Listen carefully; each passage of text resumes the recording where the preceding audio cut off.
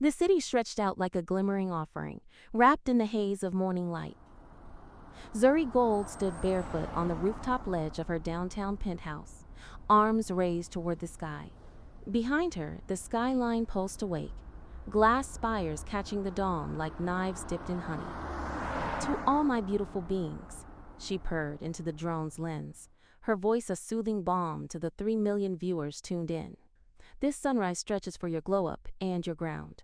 Her dreadlocks cascaded like liquid gold over her shoulders, catching sparks of light as she moved into cobra pose. The wind kissed her skin, tugging at the hem of her silk set. From every angle, she looked divine, curated, glowing, untouchable, and yet something inside her was fraying. The dreams had been growing stranger. Whispers in a language she didn't speak, heat blooming beneath her shoulder blades. Wings, always wings, just out of sight. She shook it off. She was Zuri Gold, lifestyle icon, influencer goddess, queen of curated calm. There was no room for unraveling. Not when 3 brand deals and an energy drink collab were riding on this sunrise. Well, she moved into tree pose, one foot pressed to her thigh, hands in prayer. The drone floated steadily until it didn't. A sudden flicker, a shadow across the rooftop. The wind changed, sharp and purposeful, like a breath held too long. Her mat slid, her balance teetered. She tried to catch herself. Too late. The edge. Her heel slipped. The sky opened. 35 stories of open air swallowed her whole. She didn't scream. Not at first. Shock held her breath hostage. Then, as gravity yanked her into freefall, sound tore from her throat. A raw, disbelieving cry as the world blurred past. And then, light, golden, blinding, crackling through her spine with a sound like splitting earth and humming crystal. Pain bloomed. Or was it power? Something burst from her back. Wings. Ethereal. Vast. Their roots dark as obsidian, fading into brilliant gold at the tips. Feathers the size of blades, pulsing with heat. She didn't fall. She soared. The drone, still live streaming, caught the frame.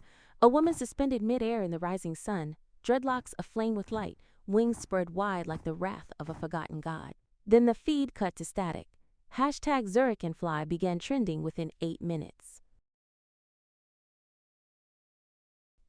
Zuri didn't speak for hours. She paced her penthouse in silence, hands trembling as she touched the warm skin of her shoulders, where delicate golden filigree had begun to glow just beneath the surface.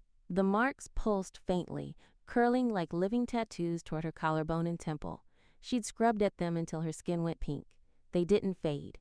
The drone was gone, fried probably, but the internet had already made her myth. Half the world thought it was CGI, the other half thought she was a goddess. Cults were probably forming. She opened her DMs. Hundreds of messages, most screaming in all caps, but one caught her eye. No icon, no name, just a username, Ocean Eyes. "Nice recovery," the message read. "Not everyone sticks the landing. Curious to see what you do next." She stared. Her fingertips hovered over the screen. "Who are you?" she typed. The reply came instantly. "Let's say, someone who's been watching and waiting."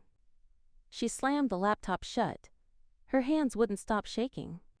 She went to the bathroom, turned on every light, stared at her reflection under the harsh bulbs. Golden markings shimmered at her temples. Her breath hitched. A sound behind her made her whirl. A man stood in the doorway. Tall, broad, a calm, coiled presence, like a sword sheathed in silence. His features were carved from dusk and sun, and his eyes knew her. "I didn't mean to frighten you," he said softly. "Zuri Gold." She backed up, hand braced on the sink. "How do you know my name?" "I've always known it." She blinked. "Who are you?" "My name is Malik. I was assigned to protect you, but your awakening came earlier than expected." She stared at him. "Assigned by who?" she demanded. But he turned his head, listening to something only he could hear.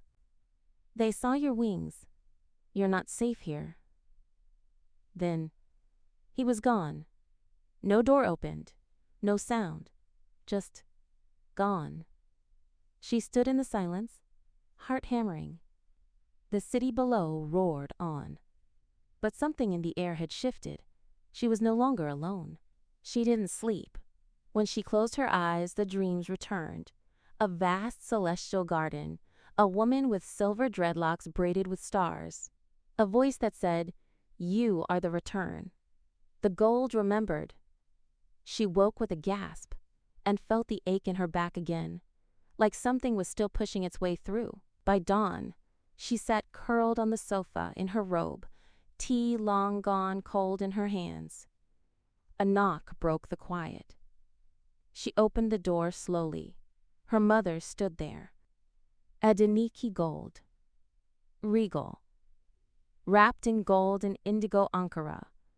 Eyes lined in kohl and worry. A woman with secrets stitched into her silence. Zuri's throat dried. "You saw it," Zuri whispered. Adeniki nodded. "And so did they." There was a long pause. Then, "You knew," Zuri said, stepping back. Her mother entered with slow grace. "I knew it might happen, but not like this. You lied to me. I protected you." Zuri scoffed. "That's what they always say before the betrayal lands."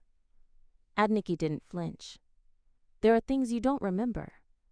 Things your body is starting to awaken. Your father's legacy, your own." Zuri said nothing. "You're not just viral, Zuri. You're gold. And the world is waking up to what that means." Silence pressed between them like fog. Zuri turned away. She didn't want explanations.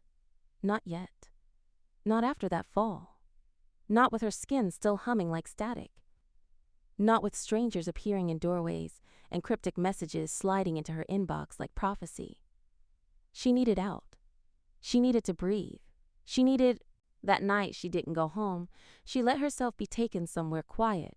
Jay's penthouse was stillness wrapped in shadow. No cameras, no masks, just the dark and a man who knew her name, but not her truth. In his arms, she surrendered the weight she'd carried since she fell from the sky. He didn't ask questions. He never did. Not when her hands trembled against his chest, not when she kissed him like an apology, not when she shook in his arms long after the last moan faded. She needed him, not for answers, for silence, and he gave it. When dawn came, she woke slowly in his bed, bare, safe, warm. The city outside hummed with its usual hunger, but inside, everything was still. Jay still slept beside her, arm draped loosely over her hip. Zuri reached for her phone on the bedside table, screen lighting against the low morning glow. Notifications exploded. DMs, tags, mentions, all screaming in digital tongues. And then a message. No icon, no name, just a username. "Ocean eyes. You looked divine last night, Golden One. We're watching." She stared.